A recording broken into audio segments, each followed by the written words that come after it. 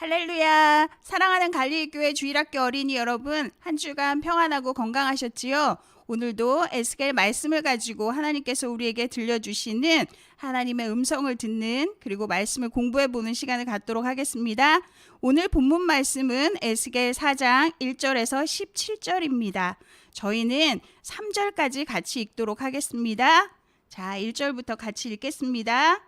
너 인자야, 토판을 가져다가 그것을 내 앞에 놓고 한 성읍 곧 예루살렘을 그 위에 그리고 그 성읍을 에워싸되 그것을 향하여 사다리를 세우고 그것을 향하여 흙으로 언덕을 쌓고 그것을 향하여 진을 치고 그것을 향하여 공성태를 둘러 세우고 또 철판을 가져다가 너와 성읍 사이에 두어 철벽을 삼고 성을 포위하는 것처럼 에워싸라. 이것이 이스라엘 족속에게 징조가 되리라. 아멘. 자, 선생님은 여기서 3절까지만 말씀을 읽었지만 우리 제자들은 주중에 그리고 이 공부가 끝난 다음에 꼭 전체를 천천히 묵상하면서 읽어보시기 바랍니다.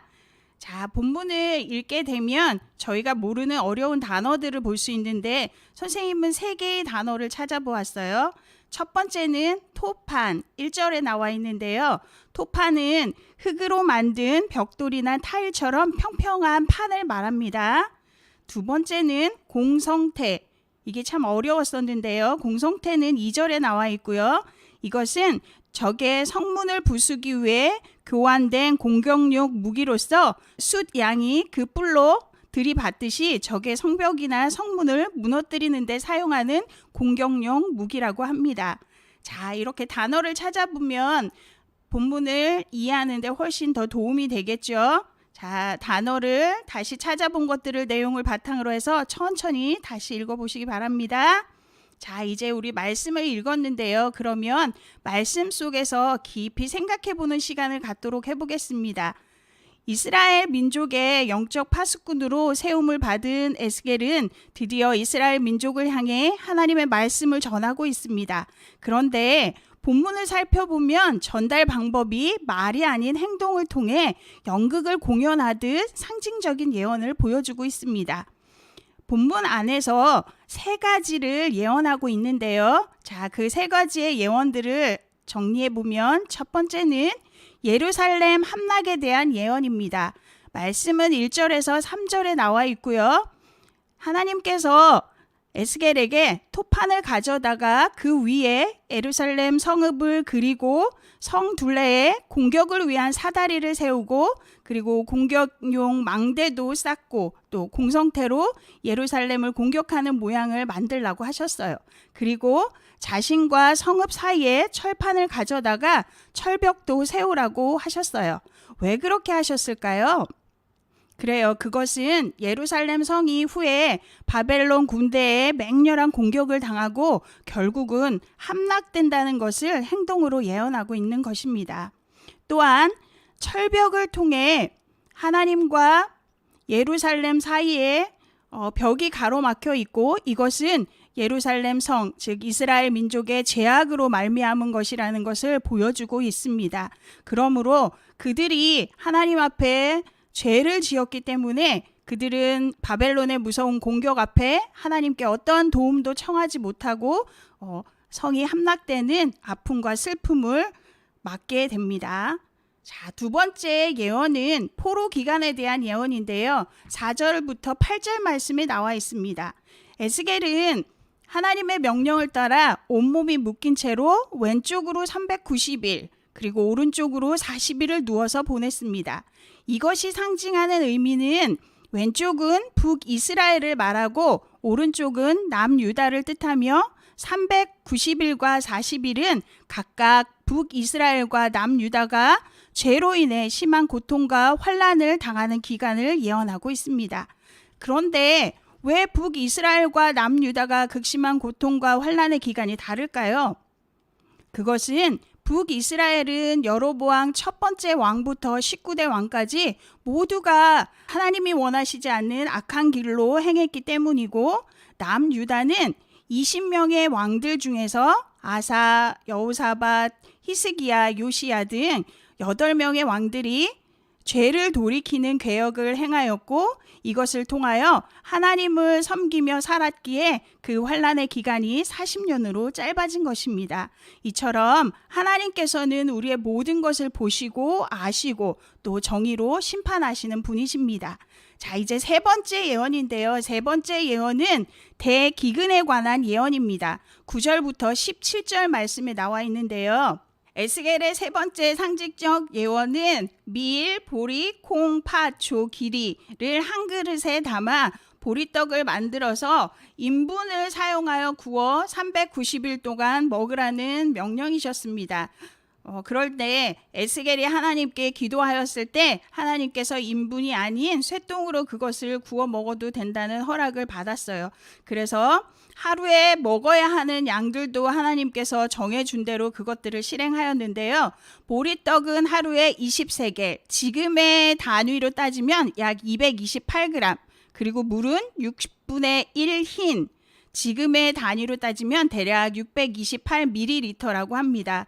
이것은 평소에 먹었던 양의 3분의 1도 안 되는 아주 적은 양으로 장차 예루살렘이 그만큼 식량과 물이 없어 극심한 굶주림과 또 처참한 고통을 당하게 될 것을 예언하고 있습니다. 이렇게 에스겔의 행동을 통하여서 세 가지 예언들을 보여주셨는데, 자, 그렇다면 우리 제자들과 우리는 이 말씀을 통하여 고난의 시대를 우리가 살아가고 있을 때, 또 지금처럼 코로나와 같은 어려움을 당했을 때 우리는 어떻게 반응하고 어떻게 살아야 하는지에 대해서 생각해 보면 좋을 것 같습니다. 이스라엘 민족은 왜 나라가 망하고 극심한 굶주림과 환난을 당하게 되었을까요? 그것은 그들의 죄악 때문이었습니다. 하나님만 사랑하고 섬기고 예배하는 것이 이스라엘 민족의 존재와 구원받음의 이유인데, 그들이 하나님 섬기고 예배하는 것보다 이웃 나라와의 정치, 외교, 군사적 방법으로 자신들을 지키려 했고, 예배하는 것에 신령과 진정을 다하지 않고 형식만을 지켰기 때문에 하나님을 최우선해야 하는 그들의 정체성을 잃어버렸기 때문입니다. 우리도 코로나 바이러스처럼 질병의 고난을 지금 현재 만나고 있고, 또 살아가면서 각기 다른 여러 가지 어려움을 만나게 되었을 때, 그때 우리는 과연 어떻게 해야 할까요? 그렇습니다. 이스라엘 민족의 모습을 통해 알게 된 것처럼 그때 우리는 하나님께 더 집중하여 예배하고 기도로 묻고 온전히 우리의 죄악을 회개하고 돌이켜 모든 것을 다스리시고 도우시는, 그리고 회복시켜 주시는 하나님께 돌아가야 합니다. 우리 모두 하나님만 예배하고 하나님께 집중하는, 그래서 하나님의 뜻을 이루며 사는 모두가 되기를 바랍니다. 자, 이제 우리가 가장 즐거워하는 퀴즈 시간인데요. 함께 외쳐볼까요? 바이블 퀴즈! 오늘은 4개의 문제를 뽑아 보았는데요. 잘 들어보세요. 자, 첫 번째, 에스겔이 왼쪽으로 누워 이스라엘의 죄악을 담당한 기간은 며칠일까요? 5절에 나와 있습니다. 그렇습니다. 390일 딩동댕. 자, 이제 두 번째, 에스겔이 유다의 죄를 담당하여 오른쪽으로 누운 기간은 며칠일까요? 그렇습니다. 40일. 왜 이렇게 차이가 나는지는 앞에서 설명해 드렸지요. 자, 이제 3번. 에스겔은 팔을 걷어 올리고 어느 쪽을 향하여 예언을 하였나요? 7절 말씀에 나와 있는데요. 그렇습니다. 예루살렘을 향하여서 예언을 하고 있습니다. 자, 이제 마지막 4번.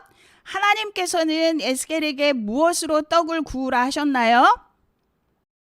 딩동댕, 쇠똥입니다. 원래는 인분이었는데 기도하니까 하나님께서 바꾸어 주셨죠.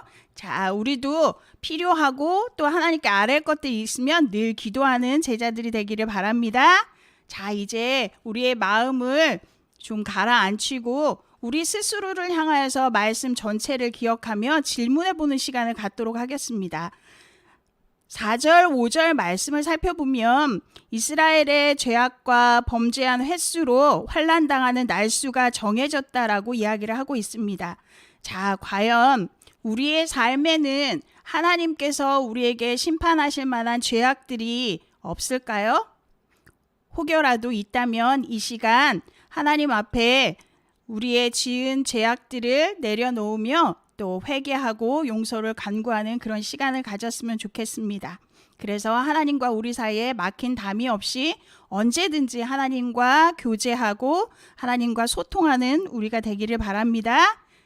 네, 이제 말씀 따라 적용해 보는 시간인데요. 선생님은 우리 제자들에게 이번 한 주간 회개하는 시간을 갖기를 제안합니다. 선생님이 십자가 모양을 표시한 그림을 보여줄 텐데 그 위에 기도하면서 하나님께서 말씀을 통하여 또는 성령님을 통하여 죄라고 가르쳐 주시는 것들을 기록해 보고 그것을 하나님께 회개하는 기도를 하는 한 주간을 보냈으면 좋겠습니다.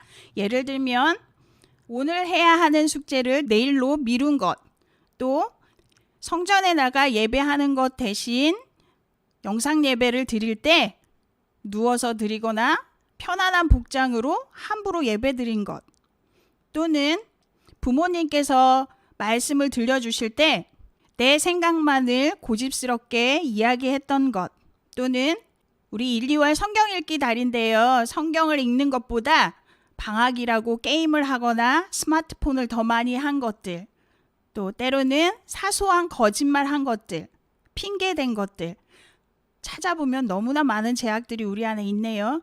자, 선생님도 우리 제자들도 한 주간 십자가 위에 죄가 생각날 때마다 기록하면서 하나님 앞에 즉시로 회개하는 시간을 가졌으면 좋겠습니다.